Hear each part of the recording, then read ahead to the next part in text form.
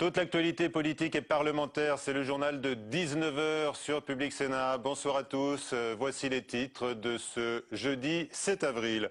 Confusion autour de l'idée, chère à l'UMP, de contrôler la légalité des primaires socialistes.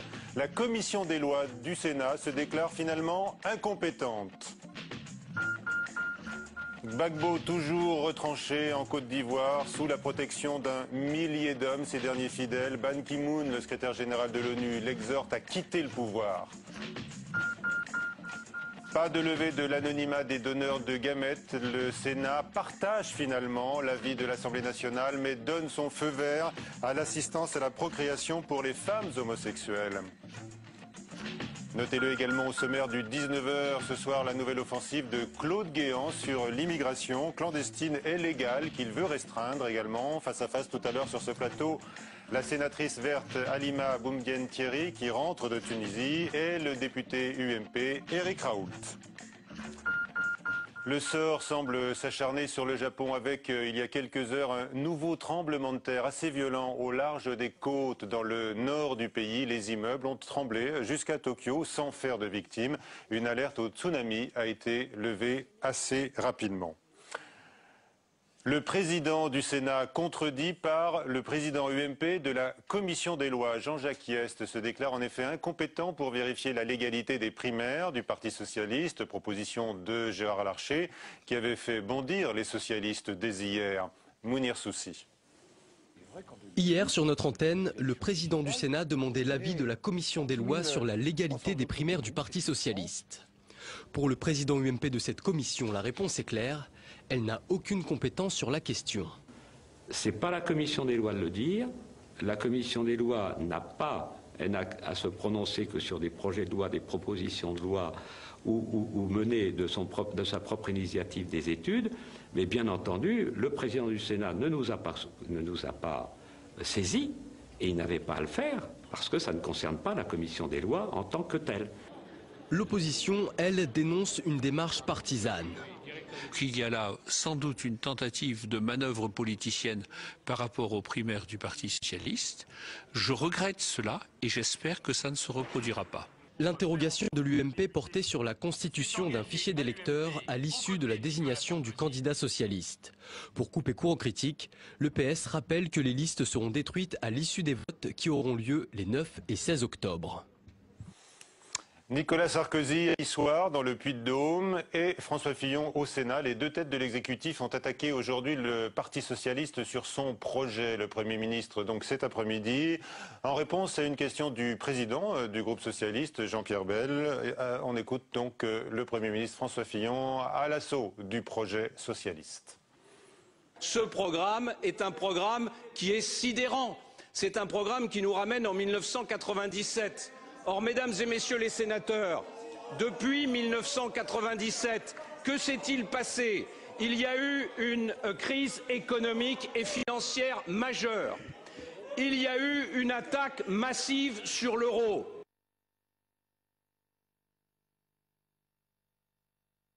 Économique mondiale. Et vous nous proposez de revenir aux solutions d'avant 97. Mesdames et messieurs les sénateurs socialistes, réveillez-vous. Voilà, et après avoir entendu Nicolas Sarkozy et François Fillon, Benoît Hamon, le porte-parole du PS, propose ce soir son aide à la lecture du projet socialiste. Notez que demain, le quotidien gratuit 20 minutes publiera un sondage. Selon ce sondage, 70% des Français seraient favorables aux mesures principales contenues dans le projet dévoilé il y a quelques jours par Martine Aubry. C'est une revendication forte d'un grand nombre de personnes nées suite à un don de sperme ou d'ovocytes. Connaître leur origine, eh bien, elles devront attendre car le Sénat, qui s'était montré ouvert en commission, a finalement refermé la porte cet après-midi. Delphine Girard. Le don de gamètes restera anonyme et gratuit, à la grande déception des personnes nées d'un don et qui réclament le droit de connaître leurs origines. Ce matin, le Sénat s'est prononcé pour le maintien de l'anonymat. C'est un revers pour la Commission des affaires sociales du Sénat et son rapporteur. La majorité des sénateurs n'est pas prête, n'est pas mûre pour ça. De toute façon, ça arrivera un jour, ça s'imposera un jour. Donc que c'est maintenant, ça aurait été mieux. Mais si c'est dans un an ou dans 5 ans, ça se fera quand même. La commission des affaires sociales du Sénat avait opté pour une levée automatique de l'anonymat des donneurs de gamètes à la demande des enfants nés après le 1er janvier 2014. Une position loin de faire l'unanimité parmi les sénateurs de droite comme de gauche. Ma crainte, c'est qu'en levant l'anonymat, nous aurions pu avoir, comme ça se passe dans certains pays, le fait que les personnes se tournent vers des banques privées qui garantissent, elles, l'anonymat et donc des dons qui ne sont plus gratuits. Et je pense que nous avons intérêt, dans notre législation française, à maintenir, même si ça pose quelques problèmes, cette notion de don et d'anonymat, de don gratuit et d'anonymat. Chaque année, en France, 1200 enfants naissent d'une insémination avec donneur. Hier soir, le Sénat avait corrigé l'Assemblée nationale sur le diagnostic prénatal. Les femmes enceintes continueront donc de se voir proposer sans frein le test de détection de la trisomie 21.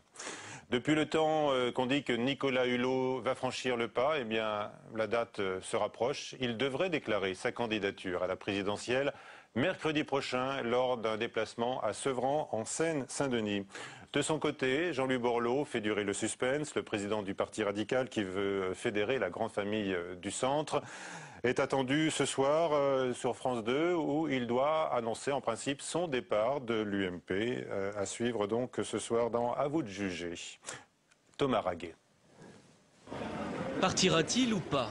Depuis qu'il a quitté le gouvernement, la question d'un départ de l'UMP de Jean-Louis Borloo anime la famille centriste, mais aussi l'UMP, sur fond d'une deuxième candidature à droite en 2012. Une hypothèse qui provoque des réactions contrastées. Il y a d'abord ceux qui comptent sur Borloo pour sortir du bois. À mon avis, cela doit aboutir à une candidature et Borloo est le mieux à même de l'incarner. Il en a la crédibilité, il est populaire, il est connu, il est crédible sur tout ce qu'il a engagé, loin de l'image de dilettante qu'on lui donne parfois, tant au niveau de sa ville valencienne qu'au niveau de ses ministères successifs, le social, la ville et le Grenelle de l'environnement. Ceux qui aspirent à un rassemblement du centre indépendant que Jean-Louis Borloo pourrait incarner à condition de quitter l'UMP. Je laisse Jean-Louis Borloo prendre ses responsabilités. Ce que je sais, c'est que nous travaillons ensemble pour jeter les bases de cette confédération. Et cette confédération ne peut exister que si ses membres fondateurs sont indépendants. Ceux enfin qui craignent le scénario de la division et ses probables conséquences. Je pense qu'il y a là un risque. Autant le centre fait partie de la majorité, autant le centre est l'une des forces de la majorité, autant on ne peut pas opposer plusieurs candidats dans la majorité présidentielle au risque de disparaître du second tour. L'autre risque pour Jean-Louis Borloo est de ne pas être suivi par suffisamment de centristes de l'UMP. Sa candidature aurait alors beaucoup moins de poids. L'actualité à l'étranger, le statu quo toujours pour Laurent Gbagbo qui reste donc retranché dans son bunker à Abidjan. L'impasse politique ne doit pas faire oublier l'urgence humanitaire. Les pillards sont à l'œuvre dans une ville où les cadavres désormais ne sont plus ramassés. Les derniers fidèles de Laurent Gbagbo seraient 1 millier, lourdement armés. Les ministres des Affaires étrangères et de la Défense ont apporté aujourd'hui des précisions au Sénat. Margot Aubrio. Laurent Gbagbo résiste toujours. Face aux interrogations des sénateurs, Alain Juppé affiche sa confiance. La fin de Gbagbo ne fait aucun doute. Après la chute de Gbagbo, qui interviendra inévitablement dans, je ne veux pas dire les heures ou les jours qui viennent, je suis prudent, mais qui interviendra inéluctablement, il nous faudra appuyer la politique de pardon, de réconciliation nationale. Laurent Gbagbo ne s'appuie plus à l'abri de son bunker que sur un dernier noyau de fidèles. Les forces dont dispose à ce jour, à cet instant, l'ancien président Gbagbo seraient d'environ un petit millier, dont 200 sont installés dans la résidence personnelle. Le consensus politique sur l'intervention française demeure, mais la gauche exprime ses craintes sur l'image d'une France interventionniste. La France va à nouveau, en fait, devoir, pendant des années, retrouver, à mon avis, en Afrique, une image d'un pays qui n'intervient pas comme d'une façon néocoloniale bien souvent, et je crois que ça va être lourd. Alain Juppé, lui, est clair, la France n'est pas en guerre. On n'est pas en train de s'attaquer à une armée hostile contre laquelle nous mènerions combat. Nous soutenons l'intervention de l'ONUCI pour protéger les populations civiles. Les regards se tournent maintenant vers l'avenir. Celui de Laurent Gbagbo sera-t-il traduit devant la Cour pénale internationale ou réussira-t-il à négocier une immunité? L'avenir aussi d'un pays où réconciliation entre pro-Gbagbo et pro-Ouattara s'annonce difficile.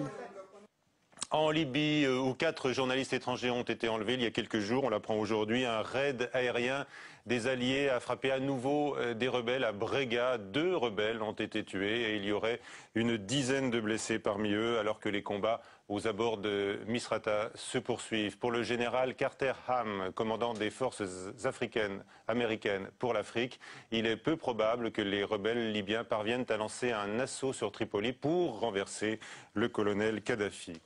L'immigration massive sur l'île italienne est l'autre volet des révolutions dans le monde arabe, en Libye, mais aussi en Tunisie. Paris et Rome affichent aujourd'hui leur désaccord sur le sort des quelques 22 000 migrants arrivés sur l'île de Lampedusa. Claude Guéant se montre ferme. Pas question, dit-il, de subir une vague d'immigration venue d'Italie. Patrick Jean-Pierre.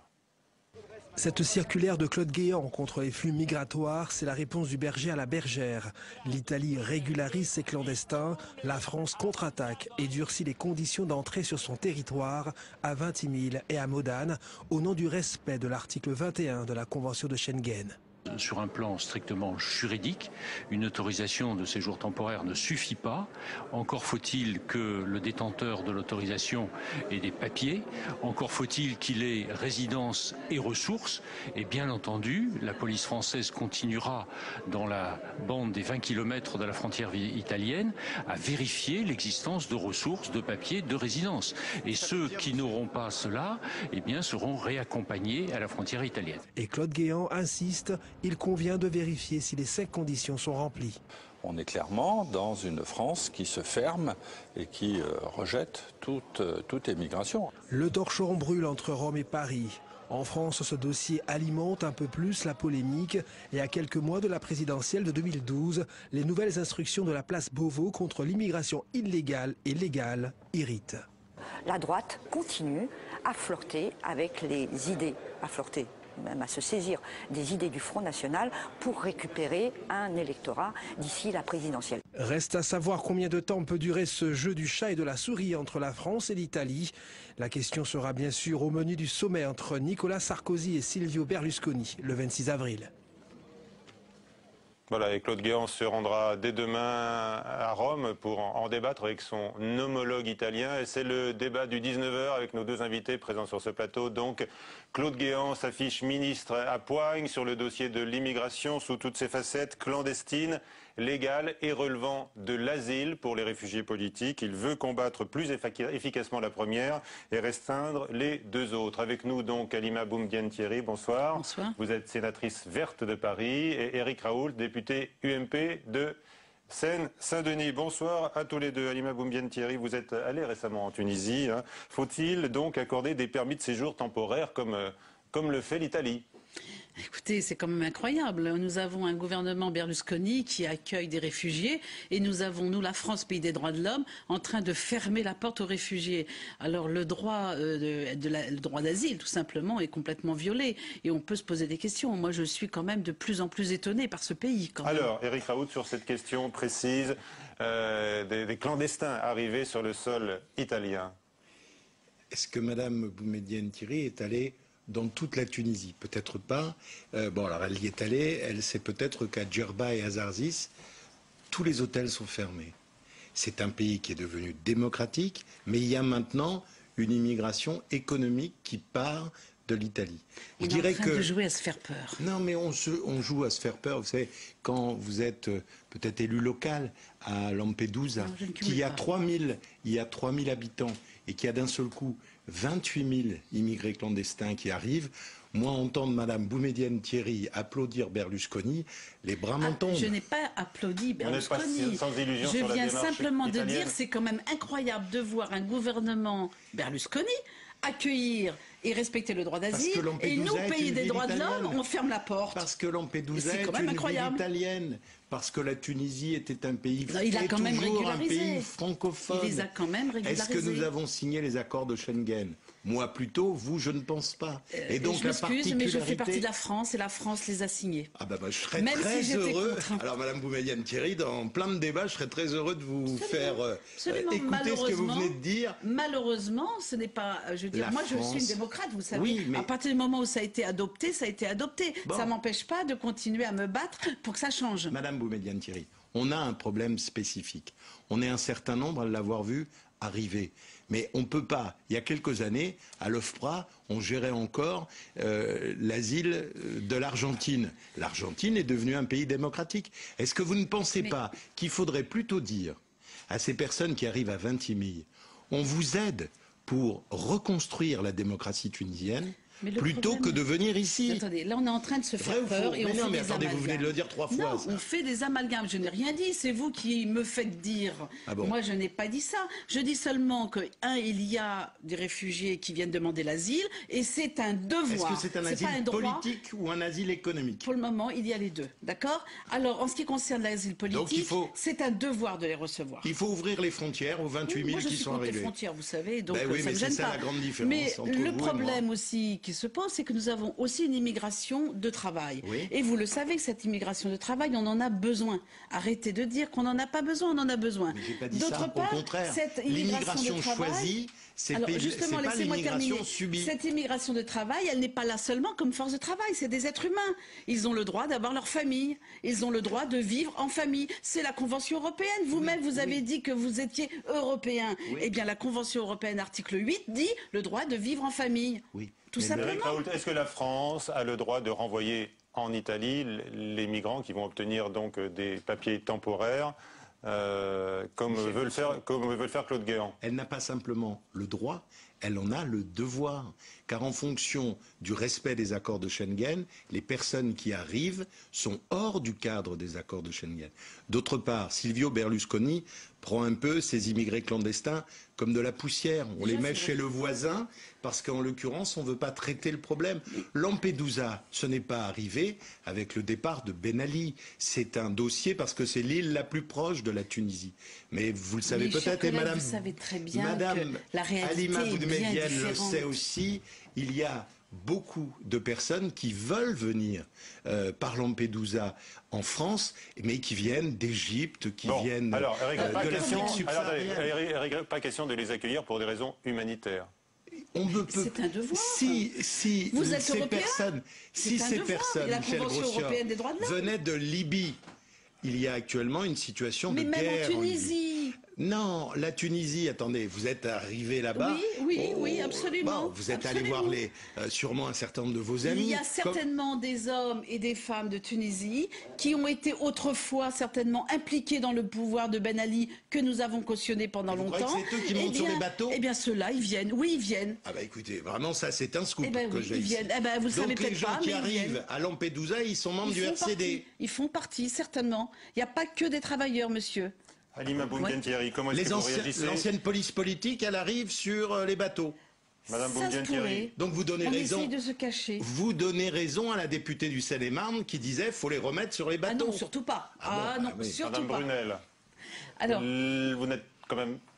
Vous êtes sans illusion sur la démarche italienne, parce que par exemple aujourd'hui, Umberto Bossi, le leader de la Ligue du Nord, a expliqué, il est très anti-immigré, il a dit qu'il fallait distribuer ses papiers pour vider la baignoire. Oui. Alors, il y a des images quand même qui sont incroyables. Ah non, ça ne sera pas le mien non plus, c'est moi qui peux vous le dire. Mais c'est vrai qu'il y a des amalgames et des instrumentalisations qui sont faites. Aujourd'hui, le gouvernement Berlusconi est en train d'instrumentaliser la situation de l'immigration. Oui, mais vous en êtes complice. Non, on n'en est pas complice. Arrêtez, c'est vous quand même. Je veux dire, à chaque fois, vous nous reparlez de l'immigration avec des clichés. Avec des clichés. Vous estimez que Claude Guéant, qui multiplie les déclarations, instrumentalise le dossier de l'immigration? Claude Guéant a fait une déclaration en disant oui à l'immigration choisie, parce que bien sûr on considère finalement ces hommes comme des forces de travail et rien d'autre. Une fois que le citron sera pressé, on les jettera. Et non à l'immigration. Non, c'est ce qu'il a dit. C'est ce qu'il a dit. Et non à l'immigration familiale. Donc, même à Montreuil, Dominique Voynet ne parle pas comme ça. Eh bien oui, Dominique Voynet, elle fait ce qu'elle veut. Et moi, je suis libre aussi de dire ce que je veux. D'accord ? Eh bien, l'immigration familiale fait partie aussi des devoirs de la Convention européenne des droits de l'homme. Et que vous le vouliez ou pas, je veux dire, cette convention, elle s'applique. En plus, je voudrais revenir à une autre chose. Vous avez l'air d'oublier quand même qu'il y a des directives, en particulier au Parlement européen, une directive 2004, qui demande à ce que des personnes qui sont en situation régulière dans un pays européen puissent être demain en situation régulière dans un même ou un autre pays européen. Et ça, je veux dire, aujourd'hui encore, cette directive a des difficultés à s'appliquer. La preuve, c'est que lorsqu'on a des migrants en situation régulière en Italie, eh bien, on n'en veut pas en France. Est-ce que cette guéguerre, justement, entre la France et l'Italie est à la hauteur des enjeux aujourd'hui? Vous savez, il faut arrêter, là aussi, une fois de plus, de mettre la question sur un problème diplomatique entre la France et l'Italie. Moi, je regrette, je veux revenir à la question de l'immigration et la traiter comme une question de la société française, une question qui est complètement intégrée à la société française. C'est une question qui, en même temps, je veux dire, touche et est révélateur des problèmes que la société française peut vivre. Les problèmes de logement, les problèmes d'éducation. Et toutes ces questions, en fait, aujourd'hui, vivent un recul. On a des accès à la santé qui sont en recul, des accès à l'éducation nationale qui sont en recul. Eh bien, l'immigration pointe particulièrement ces reculs. Mais c'est pas la faute de l'immigration, c'est pas elle le responsable, contrairement à ce qu'on voudrait nous dire. C'est simplement une situation qui ne fait que révéler. Elle est révélateur d'une situation qui est bien plus importante. Alors on devrait dire merci à l'immigration d'avoir révélé en fait ces problèmes et d'essayer de trouver des solutions aux problèmes de fond, parce que l'immigration n'est pas un problème. Halima Boumedienne est sympathique. C'est-à-dire qu'elle a la candeur de sa formation politique. Mais elle me l'a dit. Non, je suis authentique. Vous dites ça sur ce plateau chaque fois que vous avez en face de vous une adversaire de l'opposition. Mais je suis authentique, c'est tout. Oui, mais vous êtes authentique, mais vous n'êtes pas maire.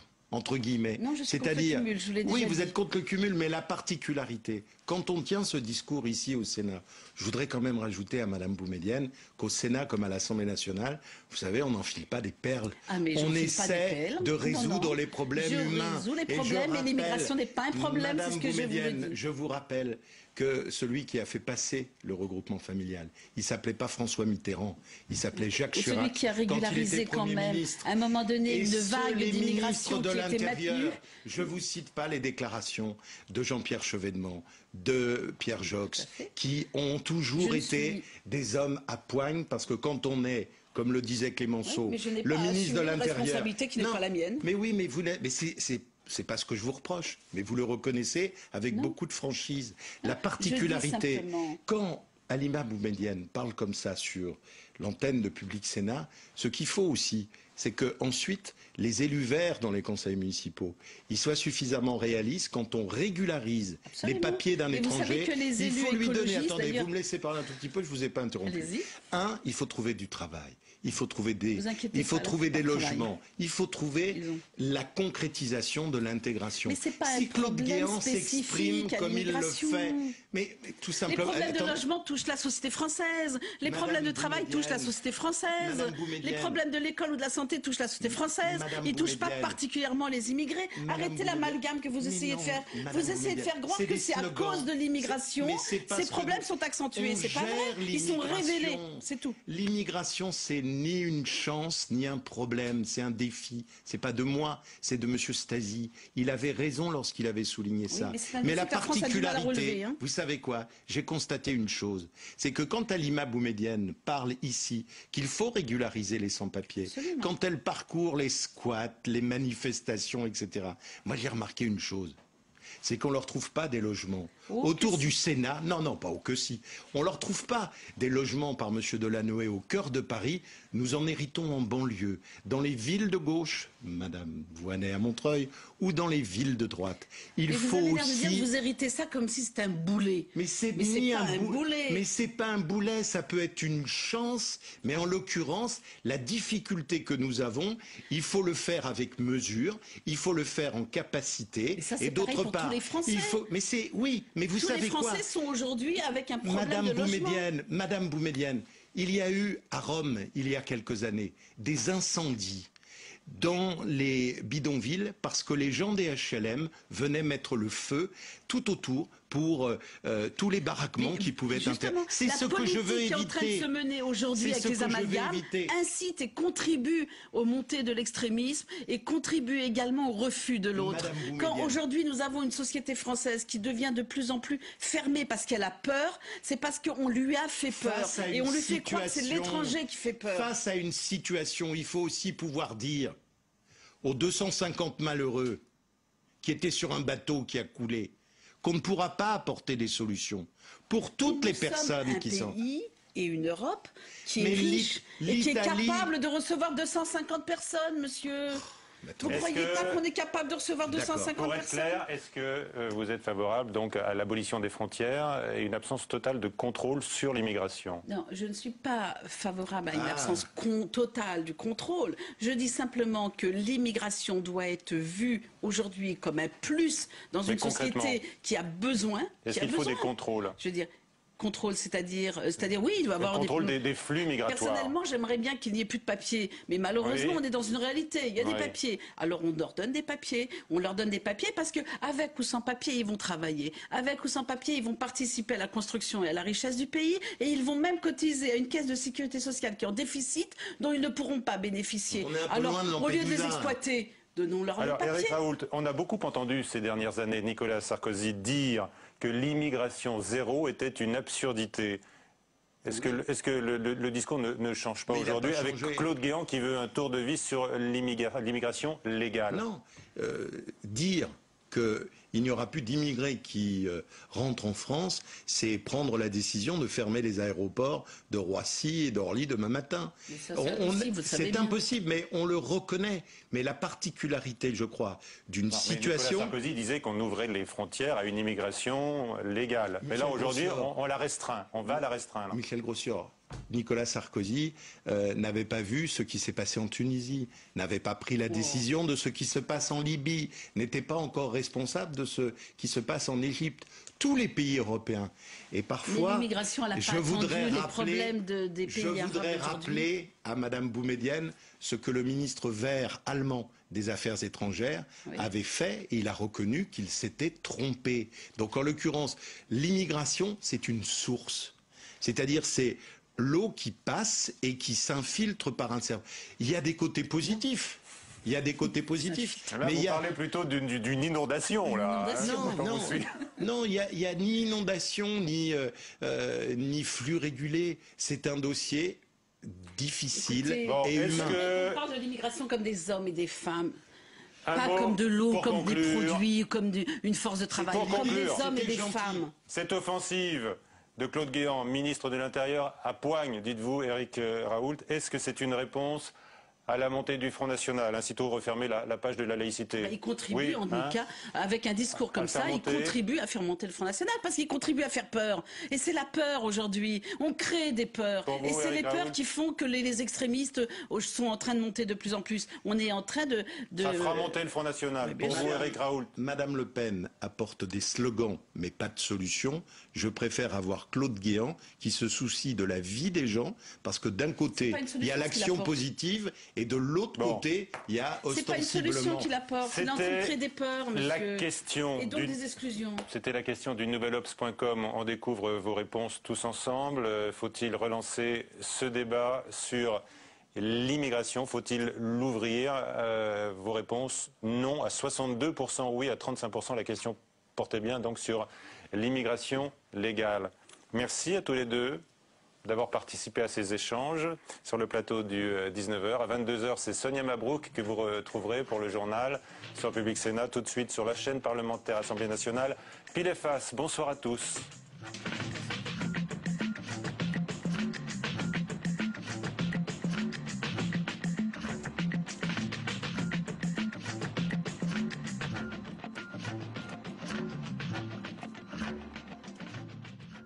On ne s'en rend pas toujours compte, mais le transport des marchandises est en fait un enjeu essentiel en ce début de siècle. À la tête de Géodis, la filiale fret de la SNCF, Pierre Blaillot est l'un des acteurs majeurs de ce secteur qui est devenu stratégique avec la hausse de l'énergie. Alors, peut-on gagner cette nouvelle bataille du rail? Réponse avec Pierre Blaillot et c'est dans Leader.